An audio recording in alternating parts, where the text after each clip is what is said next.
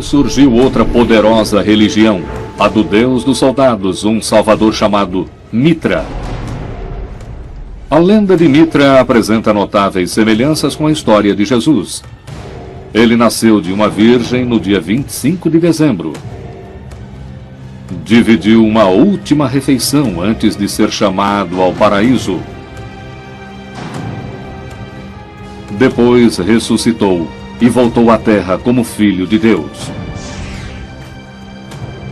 Por volta de 200 depois de Cristo, os seguidores de Mitra superaram em número os de Jesus de Nazaré. Se eu gostasse de apostas, provavelmente apostaria que o mitraísmo e não o cristianismo se tornaria a religião oficial do Império Romano. Essa religião era muito popular entre o exército romano, entre as legiões, e era muito popular entre os oficiais do Império Romano. Foram descobertos templos em honra a Mitra por todo o Império Romano, do centro de Londres até as montanhas da Romênia. Eles eram construídos no subsolo e seus tetos muitas vezes eram decorados para simbolizar o cosmos. Um afresco do deus dominava cada templo. Ele sempre era imaginado montando um touro, tipo um rodeio. Ele puxa o pescoço do touro para trás e depois corta a garganta dele, e esse se torna o maior ato litúrgico do culto a Mitra. A iniciação de um novo membro do mitraísmo é feita através de um ritual secreto. O iniciado é vendado e suas mãos atadas. Seus laços com o mundo são simbolicamente cortados e seus olhos simbolicamente abertos. E quando o sacerdote de Mitra oferece a ele o reino do mundo, o iniciado precisa recusar dizendo: Mitra é minha única coroa. O novo seguidor somente poderá tomar parte na refeição sacramental depois de sua iniciação. O objetivo do ritual da refeição do culto mitraico, pão e vinho, é invocar o sangue e o corpo sacrificial de Mitra e do touro sagrado que ele matou. Não fica claro o que vem primeiro: a refeição de pão e vinho de Mitra ou o ritual de pão e vinho celebrado pelos cristãos durante a missa. No ano 200 depois de Cristo, depois da difusão do mitraísmo pelo Império Romano, ambas as religiões já estavam estabelecidas há muito tempo. Pode ser que as pessoas hoje fiquem chateadas com esse tipo de comparação entre a Eucaristia Sagrada dentro do cristianismo e a refeição mitraica. Certamente, nos primeiros séculos, os cristãos devem ter ficado com raiva disso, e a única coisa que eles podiam pensar diante disso era que o demônio fez os adeptos do mitraísmo imitarem a verdade da Eucaristia, que o demônio os fez fazer isso. As religiões misteriosas são clubes exclusivos. O mitraísmo é uma seita apenas de homens, e talvez isso tenha levado ao enfraquecimento da religião. Esta pode ser a razão pela qual o cristianismo venceu. Ela oferece a poderosa proteção da Santa Mãe de Deus, uma mulher frequentemente retratada com um bebê no colo. Ela é chamada de a Rainha do Céu. É Ísis. Equinócio da primavera. Ano 200 depois de Cristo. Adoradores romanos marcham em honra da Santa Mãe de Deus. Ela é uma figura religiosa popular do Império Romano. Uma deusa sagrada conhecida como a Rainha do Céu e a Estrela do Mar. Seu nome não é Maria. É Ísis, e esse culto é um significativo rival à religião de Jesus.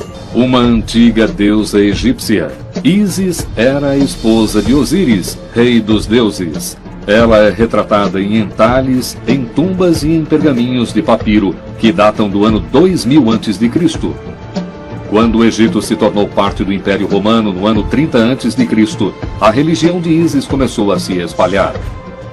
Por volta do ano 40 depois de Cristo, o imperador romano Calígula constrói um templo para Ísis em Roma. Entretanto, Ísis é venerada por seus seguidores como a Mãe Virgem. As similaridades entre Ísis no ano 200 depois de Cristo e a Virgem Maria da Igreja Católica são incríveis. Ambas são chamadas de Rainha do Céu e de Santa Mãe de Deus. Pode ser que não gostemos de admitir, mas a iconografia mostrando Maria com Jesus no colo foi tirada diretamente do culto a Ísis no Antigo Egito, onde ela é a adorável mãe do deus Horus. No ano 312 d.C., o imperador romano Constantino lidera um exército contra um rival pelo trono. O que estava em risco? O futuro do Império Romano. Pouco antes da batalha, Constantino tem uma visão da cruz na qual uma voz lhe diz: sob esse sinal, conquiste.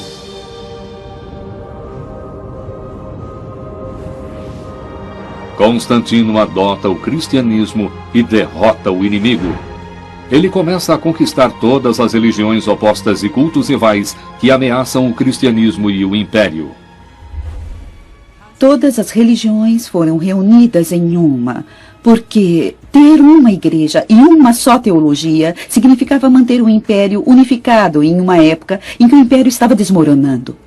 No concílio de Niceia, em 325 d.C., Constantino solidifica a igreja cristã e faz dela uma única hierarquia, com ele mesmo como líder.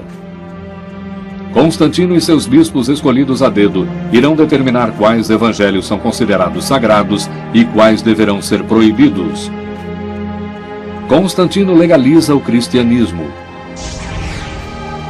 O império que executou Jesus agora leva sua religião à mais extrema posição. O herdeiro de Constantino, o imperador Teodósio, torna o cristianismo mandatório.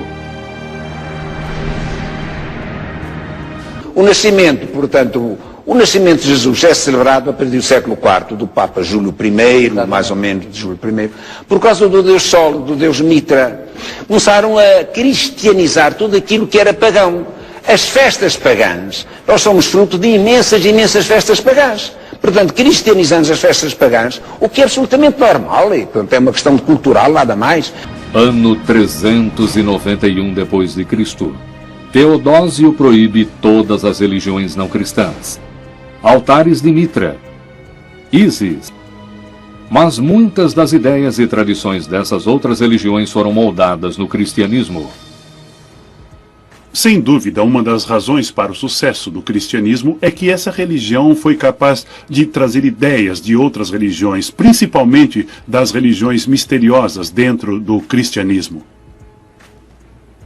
Mais tarde, a procissão da Santa Mãe, a refeição sacrificial do pão e vinho, e até o aniversário de Mitra, no dia 25 de dezembro, foram absorvidos pela tradição cristã. Só há espaço para um dos ramos do cristianismo, uma interpretação de Jesus no mundo romano. A religião outrora proibida no império torna-se a religião abraçada pelo imperador. Os rivais de Jesus outrora tão poderosos, agora estão perdidos ou esquecidos. E contra todas as expectativas, a religião do humilde carpinteiro de Jerusalém acabou crescendo e se tornando a maior religião que o mundo já conheceu. E por causa das Saturnais portanto, do Império Romano. Portanto, havia o grande Deus Sol, com as Saturnais, era o Deus do Império Romano, o defensor do Império Romano, o Sol, que depois nos traz a vida. As festas pagãs, nós somos fruto de imensas festas pagãs. Portanto, cristianizamos as festas pagãs, o que é absolutamente normal, e portanto, é uma questão cultural, nada mais. Portanto, nós vamos às nossas festas católicas, mormente católicas, porque os protestantes, nossos irmãos protestantes, não têm isso, mas nós católicos temos estas festas, com todo o seu folclore, as suas coisas, para bem, para mal, mas tudo isto vem do paganismo. Cristianizamos realmente as festas pagãs e temos as nossas festas pagãs. Nós, esta festa, que é lindíssima, que é o Natal, ele nasceu. Quando é que nasceu? Não me interessa absolutamente. Ele fez atos autenticamente revolucionários. O primeiro grande ato revolucionário dele foi com a família dele. Deixou a família para trás, digamos o que disseram lá dos irmãos, do pai, da mãe, agora dissemos isso, podemos estar aqui para seguir. E quando a mãe vem ter com ele a Cafarnaum, mais os chamados irmãos de Jesus, os parentes, vem porque ele era doido. Lá em Nazaré diziam que ele era doido, e ele era doido. Para o tempo de então ele era doido. Inscreva-se. Ative o sininho para receber nossas notificações. E se gostar do vídeo, coloque o teu like. Compartilhe. Divulgue o quanto mais você puder. Vamos despertar os escolhidos.